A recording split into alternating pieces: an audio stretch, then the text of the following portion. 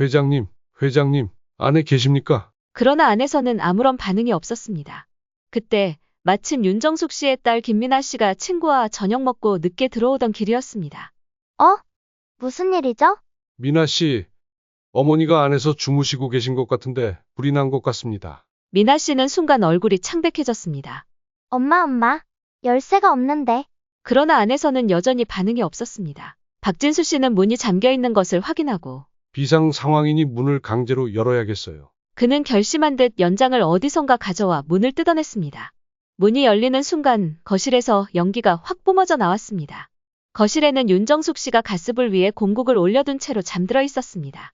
엄마, 김민아 씨가 황급히 달려갔지만 윤정숙 씨는 연기를 마셔 의식이 희미한 상태였습니다. 괜찮으십니까? 정신 차리세요. 그러나 그녀는 반응이 없었습니다. 박진수 씨는 주저하지 않았습니다. 곧장 그녀를 업고 밖으로 뛰어나왔습니다. 그때 멀리서 소방차와 구급차 사이렌 소리가 들려왔습니다. 아파트 주민들이 놀라 뛰쳐나왔고 현장은 순식간에 아수라장이 되었습니다. 안녕하세요, 구독자 여러분. 오늘은 평범한 듯 보이는 아파트에서 벌어진 기막힌 사연을 전해드리려고 합니다. 누군가는 흔히 겪을 법한 일, 하지만 그 속을 들여다보면 그리 단순하지 않은 이야기죠. 오늘의 사연 끝까지 들어보시고 여러분의 생각도 댓글로 남겨주세요. 그럼 시작하겠습니다. 안녕하세요. 저는 서울에 있는 한 아파트 단지에서 관리사무소 직원으로 일하는 이슬기입니다. 사람들은 저를 관리실 아가씨라고 부르곤 하죠. 아파트 단지의 크고 작은 문제를 해결하는 게 제 일이에요. 여기는 2024년 한국의 한 평범한 아파트 단지입니다. 겉으로 보면 평온해 보이지만 안에서는 수많은 이야기가 오갑니다. 주차 문제, 단지 내 청소 문제, 애완견 분쟁 같은 크고 작은 갈등들이 끊이지 않죠. 이곳에는 늘 성실하게 자신의 일을 하는 박진수 경비원 70세 님이 계십니다. 작고 다부진 체구에 검은 뿔테 안경을 쓰시고 늘 모자를 눌러쓴 모습이에요. 묵묵히 일하시는 모습이 참 인상적인 분이죠. 하지만 이 아파트에는 자칭 이 아파트의 안주인이자 모든 문제를 해결하는 사람이라고 자부하는 인물이 있습니다. 바로 부녀회장 윤정숙 65세입니다. 통통한 체구에 뽀글뽀글한 파마 머리, 늘 등산복 차림으로 아파트 곳곳을 돌아다니면서 주민들을 챙기는 척 하는 분이죠. 내가 이 아파트에 입주 때부터 살아서 여기 아파트 문제를 제일 잘 알지.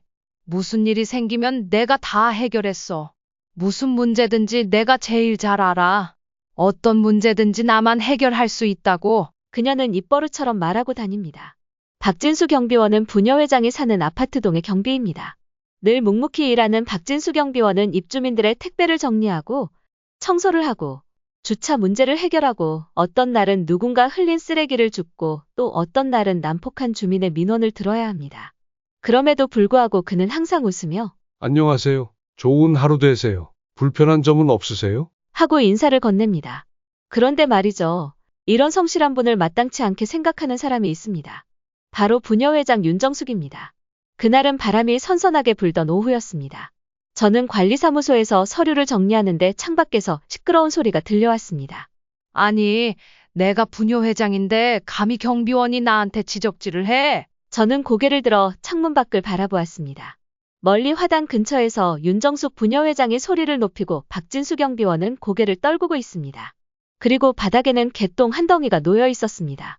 윤정숙 부녀회장의 개가 볼일을 받고 박진수 경비원에게 그것을 치우라고 한 모양이었습니다.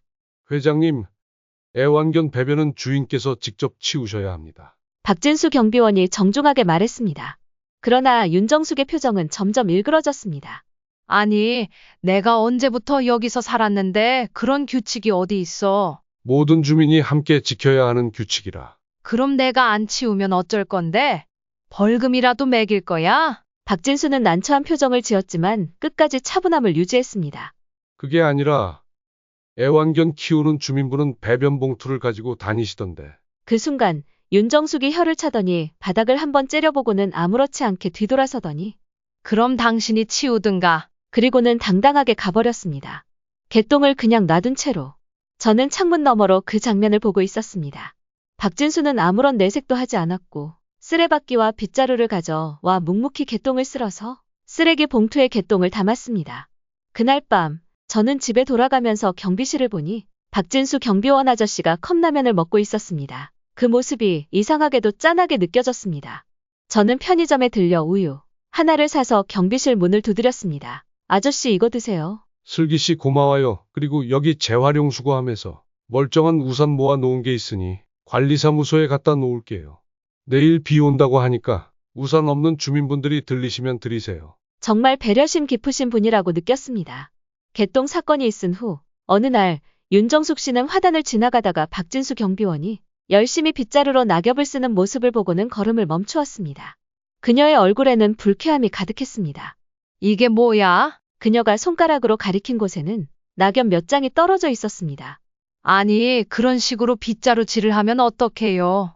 그렇게 설렁설렁 하니까 낙엽이 그대로 있잖아요. 박진수 씨는 하늘을 올려다보았습니다. 그날은 가을바람이 불던 날이었습니다. 그리고 바로 그 순간 새로운 낙엽 한 장이 그의 어깨 위로 떨어졌습니다. 그러나 윤정숙 씨는 이를 보고도 전혀 개의치 않았습니다. 이래놓고 청소했다고?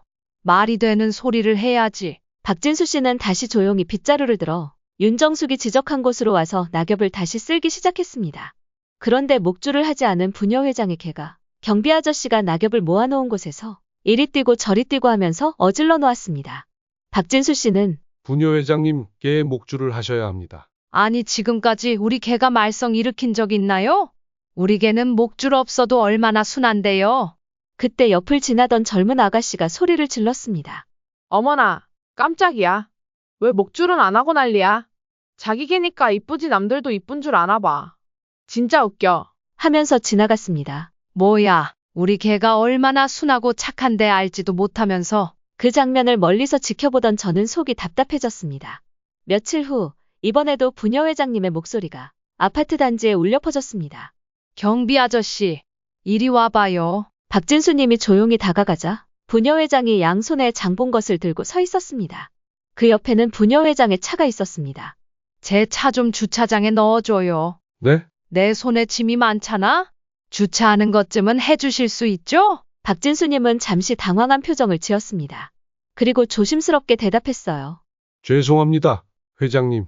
주차는 주민분들이 직접 하셔야 합니다. 그 말을 듣자 윤정숙의 표정이 확 굳어졌습니다. 뭐? 지금 나한테 반항하는 거예요? 그게 아니라 원칙적으로 경비원은 주차를 대신 해드릴 수가 없습니다. 윤정숙이 그 특유의 가시 돋친 목소리로 말했습니다. 아니, 내가 이 아파트에 언제부터 살았는데 나한테 이럴 수 있어? 감히 부녀 회장 말을 안 들어? 저는 멀리서 그 장면을 지켜보고 있었습니다. 그리고 그 순간 박진수님의 얼굴이 처음으로 조금 굳어지는 걸 봤습니다. 그날 오후 갑자기 소나기가 내리기 시작했습니다. 관리사무소 앞을 지나가던 주민 몇 분이 관리사무소 안으로 뛰어들어왔습니다. 여기 우산 남는 거 없어요? 저는 박진수 경비 아저씨가 재활용 수거함에서 우산을 가져다 놓은 게 있어서 나눠드렸습니다. 마침 관리사무소 2층 회의실에서 부녀회 모임이 끝난 윤정숙 부녀 회장과 친한 주민들 2명이 관리사무소 안으로 들어왔습니다. 집에 가야 하는데 비 오네. 슬기 씨 우산 없어요? 경비 아저씨가 가져다 준 게 몇 개 있었는데 지금 주민분들 다 나눠드리고 없네요. 부녀 회장 윤정숙이 말했습니다. 근데 요즘 박진수 경비원 태도가 좀 이상하지 않아요? 낙엽도 제대로 안 쓸고? 그러게요. 회장님한테 무리하게 군다면서요. 맞아. 나도 들었어. 일을 대충대충 한다던데.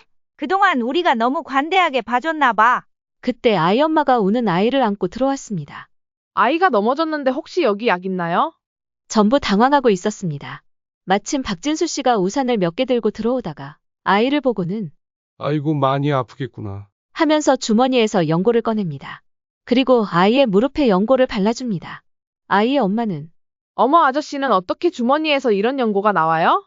지난번에도 그랬는데 이번이 2번째네요. 감사합니다. 그리고 수고하세요.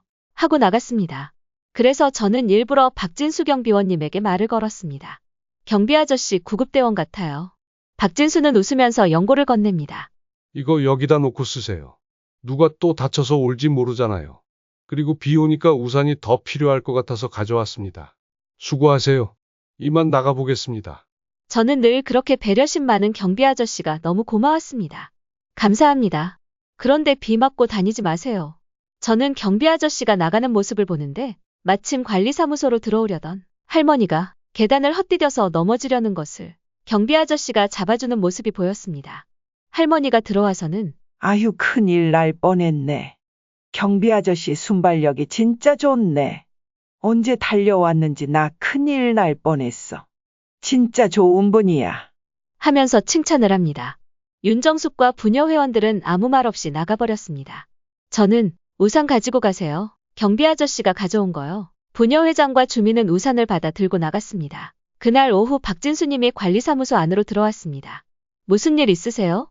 슬기 씨, 백이동에 있는 소화전 배관에서 누수가 있는 것 같아. 만약 아파트에 화재가 나면 빨리 진압해야 하는데 그렇게 누수가 되면 수압이 제대로 걸리지 않아서 문제가 돼요. 빨리 조치해야겠어요. 어떻게 아셨어요? 전문가도 아니시면서 그런 게 눈에 띄세요? 박진수는 미소를 지으며 내 할 일이에요. 아파트에 관심 있다면 다 알 수 있어요.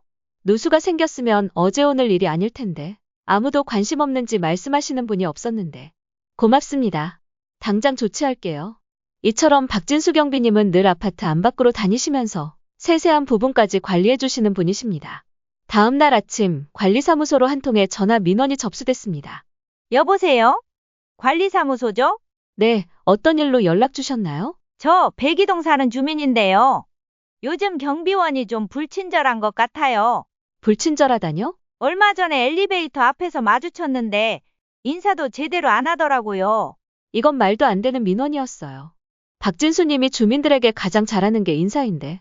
그리고 주차장에 들어가려는데 무슨 경비 표정이 그렇게 어두워요? 기분 나쁘게. 저는 속으로 혀를 찼어요. 세상에, 표정 가지고도 민원을 넣네? 그리고 불길한 예감이 들었어요. 이건 단순한 개인의 불만이 아닌 것 같았습니다. 그날 밤, 윤정숙이 텔레비를 보고 있는데 갑자기 정전이 됐습니다. 아니, 어떻게 된 거야? 윤정숙은 경비실로 향합니다. 주민들이 삼삼오오 모여 있습니다. 경비실을 보니 박진수 경비원이 없습니다. 경비 아저씨 어디 갔어요? 글쎄요, 아까부터 안 보여요. 이렇게 중요한 일에 어디를 간 거야? 진짜 이 아저씨 경비서는 날마다 왜 이렇게 사건 사고가 많은 거야? 이때 저쪽에서 다른 경비원이 뛰어옵니다. 아니, 우리 동 경비 아저씨는 어디 가고 저분은 다른 동 경비 아저씨인데. 윤정숙이 묻습니다. 같은 아파트라도 저쪽 동들은 켜져 있는데 왜 이쪽 동들만 이런 거예요? 다른 동의 경비 아저씨는 이쪽하고 저쪽하고 변압기가 다르다고 합니다. 지금 관리사무소에서 한전에 연락했으니 곧 온다고 합니다. 하고 가버립니다. 우리 동 경비 아저씨 박진수 씨는 어디 갔어요? 모르겠습니다. 아니, 주민들이 이렇게 답답한데 어디 간 거야? 그때 박진수가 나타납니다. 그게 변압기가 달라서 그렇답니다. 그 얘기는 들었어요. 도대체 어딜 갔다 오신 거예요? 죄송합니다. 먼저 관리사무소에 가서 알아보고 현장에 가서 확인하느라고 늦었습니다. 아저씨가 한전 기사분도 아닌데 현장 가면 뭘 알아요? 죄송합니다. 윤정숙은 주민들을 보면서 들으라고 큰 소리로 외칩니다. 그 입에서 죄송하다는 말 좀 안 들었으면 좋겠네요. 맨날 죄송하다는 말밖에 하실 말이 없으세요? 다음 날 윤정숙 부녀회장이 직접 관리사무소를 찾아왔습니다. 슬기 씨, 잠깐 얘기 좀 해요. 네, 무슨 일이신가요? 경비 아저씨 요즘 왜 그래? 왜요? 무슨 일 있나요? 자리를 지키는 적이 없어. 어젯밤에도 정전됐는데 무슨 일인지 알려주지도 않고 주민들한테 인사도 제대로 안 하고 태도가 왜 저래? 저는 속으로 생각했습니다. 그 많은 경비원 중에서 박진수님만큼 인사 잘하는 분이 없는데. 회장님, 제가 보기엔 박진수님은 평소와 다름없으신데요. 그 말을 하자 윤정숙은 살짝 입꼬리를 올리며 말했어요. 그래? 그럼 나도 관리사무소에 공식적으로 요청할 수밖에 없겠네. 공식 요청이요? 그래. 주민들 의견이 경비원을 교체해야 한다는 탄원서를 제출하자고 해. 그 순간 저는 머릿속이 아찔해졌어요. 회장님, 그건. 슬기 씨, 나한테 뭐 할 말이 있어? 윤정숙은 도전적인 눈빛으로 저를 쳐다봤어요. 그 눈빛은 말하고 있었어요. 너도 내 뜻에 반대할 거야? 저는 아무 말도 못했습니다. 점심 식사하고 돌아오는 길에 저는 경비실로 박진수님을 찾아갔어요. 도움은 못 되겠지만 그에게 이 사실을 전해야 했어요. 회장님이 탄원서를 내겠대요. 그 말을 듣는 순간 박진수 아저씨는 잠시 동안 아무 말도 하지 않았어요. 그리고 그렇구나. 그저 짧게 한마디 했을 뿐이었어요. 분노도 억울함도 보이지 않았어요. 그냥 모든 걸 이미 예상이라도 했다는 듯한 반응이었어요. 화 안 나세요? 그는 조용히 미소를 지으며 대답했어요. 이런 일 처음이 아니야. 살다 보면 별일 다 겪지. 그는 그렇게 말하고 다시 자리를 지켰어요. 그날 밤, 저는 속이 너무 답답해서 잠을 이룰 수가 없었어요. 이대로 가면 박진수님이 정말 쫓겨나겠어. 윤정숙님은 자기 마음에 들지 않으면 민원을 넣어 경비 아저씨를 해고시킨 일이 있다고 들었습니다. 그때 어느 착한 주민분이 아, 사실은요. 회장님이 민원 좀 넣어달라고 하긴 했어요. 우리 카톡방에도 올리셨다니까요. 경비원 태도가 안 좋다고 해서 바꿔야 한다고. 부녀회장이 주민들에게 보낸 메시지가 있다는 사실도 들었습니다. 그분은 카톡 내용을 알려주셨는데 경비원 태도 문제가 심각합니다. 민원 많이 넣어주세요. 그래야 바꿀 수 있어요. 라는 내용이었습니다. 저는 그런 일이 또 생길까봐 걱정이 되었습니다. 그날 밤 박진수 씨는 평소처럼 단지를 순찰하고 있었습니다. 늦은 시간이라 단지는 조용했고 사람들의 움직임도 거의 없었습니다. 그러던 중 전기차 충전소 쪽에서 희미한 불꽃이 튀는 것을 보게 되었습니다. 저게 뭐지? 박진수 씨는 급히 달려갔습니다. 충전 중이던 전기차 한 대에서 작은 스파크가 일어나고 있었습니다. 박진수 씨는 먼저 충전기의 전원을 차단했습니다. 그리고 어딘가로 달려가서 소화기를 챙겨 들고 뛰어왔습니다. 큰일 날 뻔했군. 다행히 화재로 이어지지는 않았지만 주변에 아무도 없었기에 이 사실을 알지 못했습니다. 그러나 마침 그 시간 퇴근하던 윤정숙 씨의 딸 김미나가 차 댈 곳을 찾다가 우연히 이 장면을 목격하고 있었습니다. 그녀는 멀리서 이 모습을 지켜보다가 핸드폰을 꺼내 동영상을 찍어 두었습니다. 다음 날 아침 주민들이 관리사무소로 몰려와 난리가 났습니다. 언제나처럼 윤정숙은 앞장서서 큰 소리로 외치고 있었습니다. 이게 말이 됩니까? 어젯밤에 전기차 화재가 났다는데 어떻게 된 건지 진상을 말해봐요. 그 시간에 경비들은 뭘 하고 있었어요? 어디 있었냐고요? 우리 동이면 박진수 씨인데 그 시간에 뭐 하고 있었대요? 이 일은 절대 그냥 넘길 수 없어요. 이런 일이 생기지 않게 미리 경비들 교육안 시켰나요? 경비원들 뭐 하는 겁니까? 밤마다 순찰은 도나요? 저는 일단 진정들 하세요. 지금 알아보고 있습니다. 라고 말했지만 윤정숙과 주민들은 더 높은 소리로 말했습니다. 이게 진정할 일인가요? 생각만 해도 끔찍해요. 지난번 아파트에서 전기차 사고 나서 난리 난 뉴스 봤잖아요. 몇 달이 지나도 주민들 생활이 불편한 것 같던데. 이건 절대 그냥 넘어가면 안 돼요. 우리 재산은 우리가 지켜야 합니다. 저는 주민들을 진정시키려고 애썼지만 사건이 사건인 만큼 주민들의 목소리는 점점 격앙되어 갔습니다. 저는 주민분들에게 말했습니다. 그래도 어떤 분인지 재빨리 조치를 잘해서 다행히 별일 없이 마무리됐습니다. 아무 일도 없었던 것처럼요. 라고 말했습니다. 그러니까 그 지나가던 주민인지 누군지 그 사람이 빨리 발견해서 껐다는 거잖아요.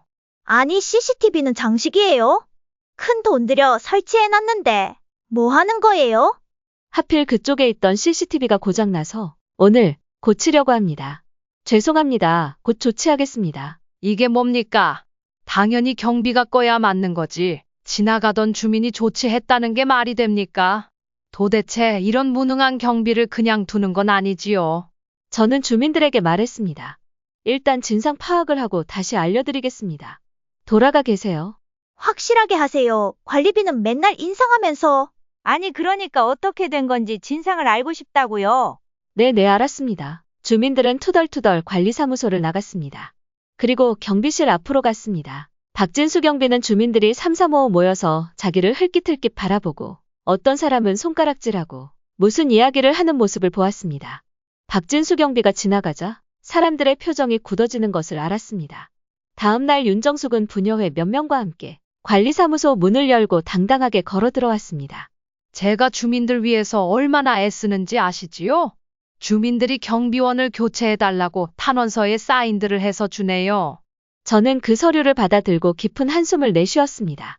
서명한 주민들의 수는 예상보다 많았습니다. 이 정도면 결정해야 하는 거 아닌가요? 윤정숙이 팔짱을 끼고 말했습니다. 그녀의 얼굴에는 확신이 가득했습니다. 이제 경비원님께서 직접 결정을 하셔야 할 것 같네요. 주민들의 신뢰를 잃었는데 계속 이곳에서 근무할 수 있을까요? 사실 부녀 회원들 중 일부는 박진수에 대한 특별한 불만이 없었지만 윤정숙이 워낙 강하게 몰아가니 분위기에 휩쓸린 것 같았습니다. 맞아요. 사실 경비원이 눈에 띄게 친절하지는 않죠. 그러니까요. 우리 아파트에는 더 젊고 부지런한 사람을 써야 해요. 맞아요. 요즘 좋은 아파트들은 체육학과를 나온 젊고 잘생긴 젊은이들을 쓴다는데 우리 아파트도 가치가 올라가려면 그런 것도 고려해봐야 해요. 윤정숙 부녀회장과 주민들은 관리사무소 안에서 계속 웅성거렸습니다. 그 순간 관리사무소 문이 열리며 박진수가 들어왔습니다. 그는 평소처럼 단정한 모습이었지만 그의 눈빛은 차분하면서도 깊은 생각에 잠긴 듯 보였습니다. 박진수는 짧게 한숨을 쉬고 천천히 입을 열었습니다. 주민들께서 불안해하신다면 제가 물러나는 게 맞습니다. 순간 관리사무소 안은 조용해졌습니다. 하지만 저는 제 일을 게을리한 적 없습니다. 제 역할을 다했다고 생각합니다. 그의 목소리는 차분했지만 단호했습니다. 윤정숙은 눈을 흘기며 우습다는 듯한 표정이었습니다. 주민들이 이렇게 탄원서까지 낼 때는 다 이유가 있는 거죠. 저는 이 상황이 부당하다는 것을 알지만 주민들의 압력이 너무 컸습니다. 저는 용기를 내서 말했습니다. 부녀회장님, 주민 여러분, 조금만 더 지켜봐 주시면 안 될까요? 하지만 이미 분위기는 기운 것 같네요. 하며 주민들과 관리 사무소를 나갔습니다. 그날 오후였습니다. 김민아 씨는 어제 야근 한 탓도 있고 약속도 있어서 일찍 퇴근해서 아파트로 돌아오고 있었습니다. 아파트 입구를 지나며 그녀는 이상한 분위기를 감지했습니다. 주민들이 삼삼오오 모여서 수군거리고 있었고 몇몇 주민들은 관리사무소 앞에 서 있었습니다. 대체 무슨 일이지? 엘리베이터를 기다리던 김민아는 두 사람의 대화를 듣고 발길을 멈췄습니다. 들었어? 결국 경비 아저씨 해고된대. 당연한 거 아니야. 일 못해서 민원이 많았다는데. 근데 이상하지 않아? 사고 났을 때 불을 끈 사람은 누구래? 글쎄, 누구인지 모르겠어. 관리사무소에서 그러는데 그쪽 CCTV가 고장나서 오늘 고친다고 했어. 누군지 너무 고맙네. 큰일 날 뻔했어. 주민들 불안하게 만들던 경비 아저씨 이제 그만둔대요. 그러게 말이에요. 요즘 들어 더 이상한 행동을 한다고 들었어요. 김민아의 이마가 살짝 찌푸려졌습니다. 경비 아저씨가? 그녀가 알고 있는 박진수 경비원은 조용하고 성실한 사람이었습니다. 인사도 잘하고 이중 주차된 차 있으면 달려오셔서 밀어주고 친절하신 분인데. 그런데 해고를? 김민아는 곧장 집으로 올라가려다 이상한 기분에 관리사무소로 발길을 돌렸습니다. 저는 민아 씨가 관리사무소 안으로 뛰어들듯이 들어오는 모습을 보았습니다. 지금 다들 뭐라고 하는 거예요? 경비 아저씨 해고된다고요? 저는 서류를 내려놓으며 조용히 말했습니다. 민원이 계속 들어왔어요. 결국 경비원님을 교체하기로 했어요. 민아는 믿을 수 없다는 듯 눈을 깜빡였습니다. 아니, 도대체 무슨 민원이요? 어젯밤 전기차 화재 사건부터 시작해서 그동안 주민들이 불편을 느꼈다는 내용들이에요. 아파트 단지 청소를 제대로 안 해서 지저분하다. 밤중에 순찰도 안 돈다. 자리도 안 지킨다. 그런 내용들이 쌓였어요. 말도 안 돼. 김민아는 핸드폰을 꺼내 지난번 자신이 촬영했던 영상을 보여줬습니다. 거기엔 분명 박진수 경비가 전기차에서 불꽃이 튀는 걸 발견하고 빠르게 조치하는 모습이 담겨 있었습니다. 이 아저씨 진짜 제가 영상 안 찍었으면 아무도 모를 거예요. 얼마나 빨리 뛰시는지 후다닥 하고 휙 하는데 벌써 끝나서 저는 아까 뭔 일이 있었나 싶었다니까요. 저는 너무나 놀랍고 반가웠습니다. CCTV가 고장나서 누가 화재 날 뻔한 것을 해결했는지 확인 안 됐는데 경비 아저씨였군요. 어쩐지 아저씨가 그럴 분이 아닌데. 미나 씨 이거 저에게 좀 보내주시겠어요? 그럼 아저씨 해고 당하는 거 아니죠? 저는 고개를 저었습니다. 근데 이미 분위기가 기울어서요. 주민들은 증거보다 감정을 우선하는데 순간 김민아는 화가 치밀었습니다. 김민아는 더 이상 참을 수 없었습니다. 만약 주민들이 믿지 않는다면 그 믿음을 바꿀 방법을 찾아야 했습니다. 김민아는 곧장 집으로 향했습니다. 거실에서 TV를 보던 윤정숙이 미나의 씩씩거리는 모습에 놀란 표정으로 딸을 바라보았습니다. 미나야, 회사에서 무슨 일 있었어? 미나는 숨을 고르며 어머니를 똑바로 바라보았습니다. 엄마, 경비 아저씨 해고된다는데. 윤정숙은 눈을 찌푸리며 한숨을 쉬었습니다. 주민들도 다 동의했어.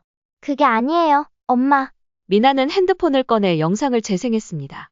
영상 속 박진수가 전기차에서 불꽃이 튀는 걸 발견하고 빠르게 조치하는 장면이 선명하게 보였습니다. 이게 뭐야? 경비 아저씨가 전기차 화재를 막은 영상이에요. 그런데도 사람들이 경비원 아저씨가 무능하다고 오해하고 있어요. 윤정숙은 영상을 보며 입술을 깨물었습니다. 그녀는 말없이 화면을 바라보다가 고개를 저었습니다. 그래도 이미 결정난 일이야. 이걸로 주민들이 생각이 바뀔까? 그동안 했던 일이 있는데? 엄마가 입주자 대표회의에서 직접 보여줘야지. 사람들이 아저씨를 오해하는 거잖아. 엄마가 나서서 아저씨가 그런 분이 아니라고 말해줘. 내가 엄마 핸드폰에 이 동영상 보낼 테니까 엄마가 주민분에게 잘 말해서 해고 당하지 않게 설득해줘. 알았지? 그날 이 동영상 안 찍었으면 아저씨 나쁜 사람 만들 뻔했네. 엄마, 나 지금 정아랑 약속 있어서 일찍 온 거니까 저녁 먹고 올게. 지금 관리사무소 가서 엄마가 해결하고 와. 그날 밤이었습니다. 윤정숙은 마음이 복잡했습니다. 자기가 사람을 잘못 본 것인가? 자신이 그렇게 박진수를 몰아세웠던 것이 후회되었고 사람을 너무 쉽게 판단했다는 생각이 들었습니다. 그날 밤 윤정숙은 공국을 가스불에 올려놓고 소파에 앉아 TV를 보다 그대로 잠이 들었습니다. 가스레인지 위 공국 냄비에서 김이 모락모락 피어오르고 있었습니다. 박진수는 경비로서 마지막 순찰을 돌고 있었습니다.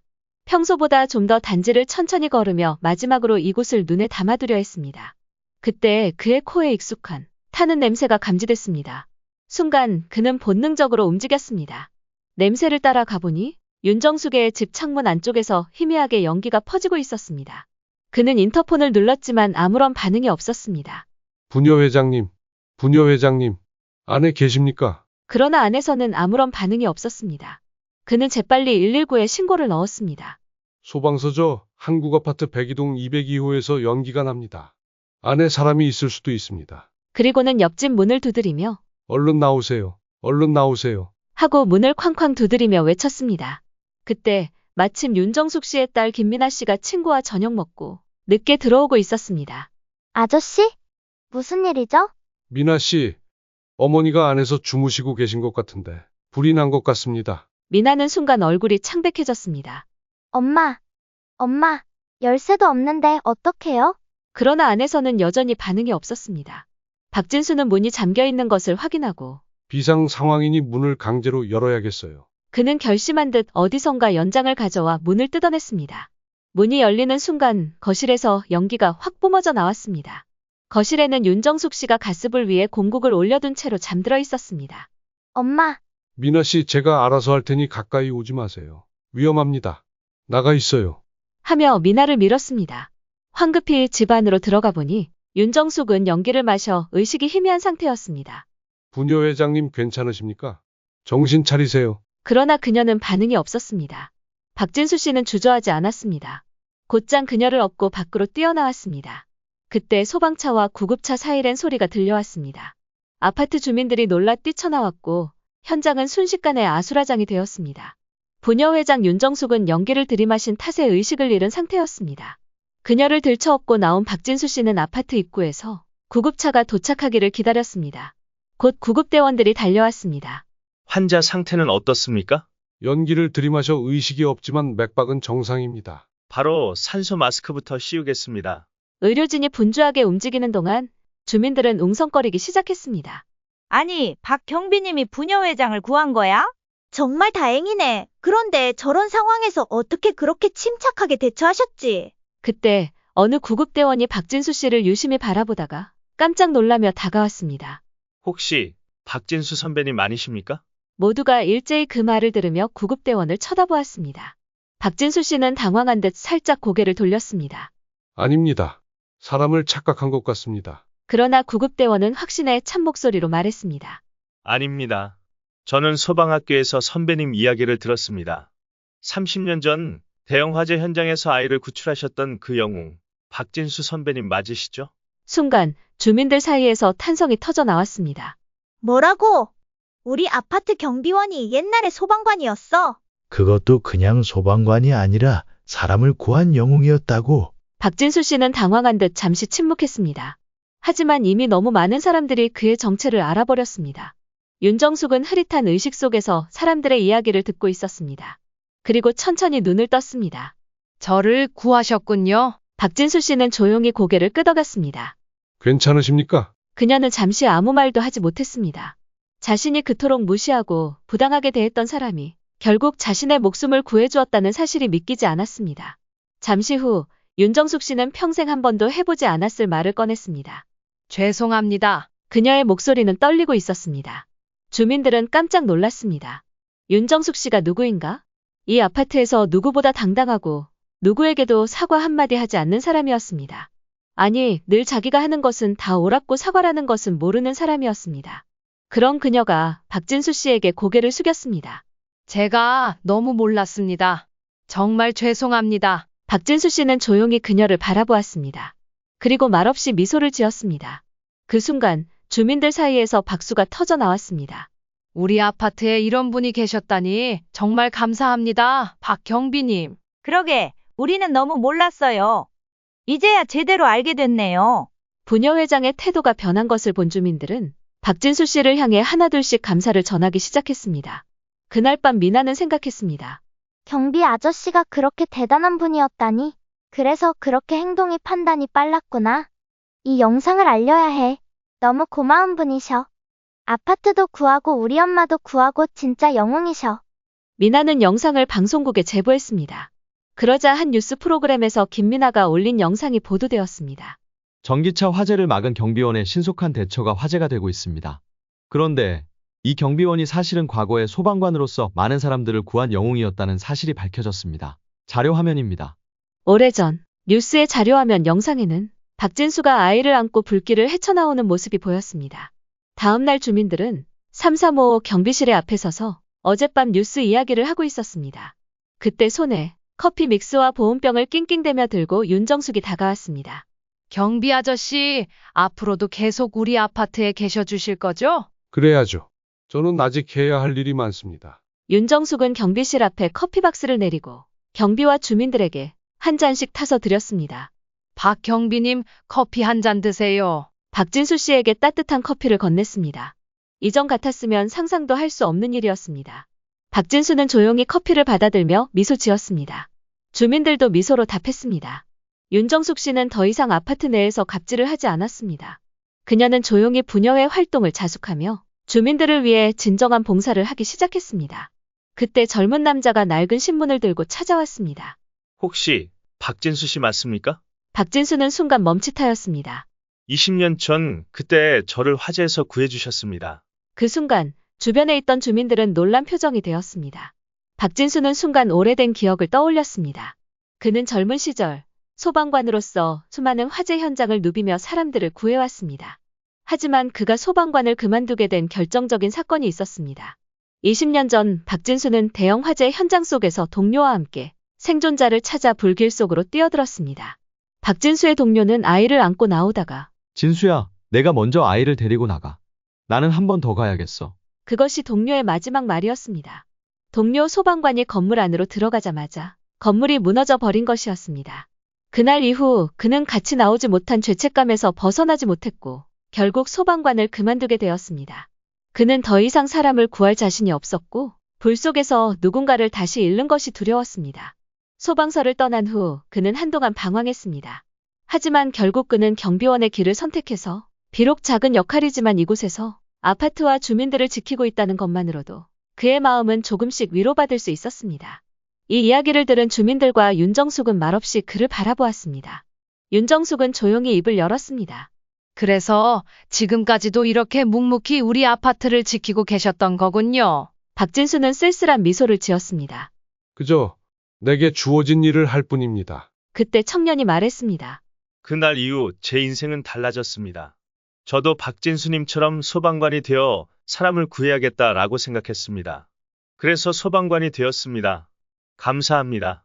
청년은 박진수에게 큰 절을 올렸습니다. 주민들은 모두 박수를 쳤습니다. 며칠 후 박진수는 예전처럼 단지를 순찰했습니다. 하지만 이번에는 달랐습니다. 주민들이 그에게 먼저 인사를 건넸고 아이들도 경비 아저씨에게 달려가 안겼습니다. 그는 언제나처럼 묵묵히 자신의 일을 하며 조용히 단지를 지켜보았습니다. 하지만 이번에는 모두가 그의 존재를 진심으로 인정하고 감사하고 있었습니다.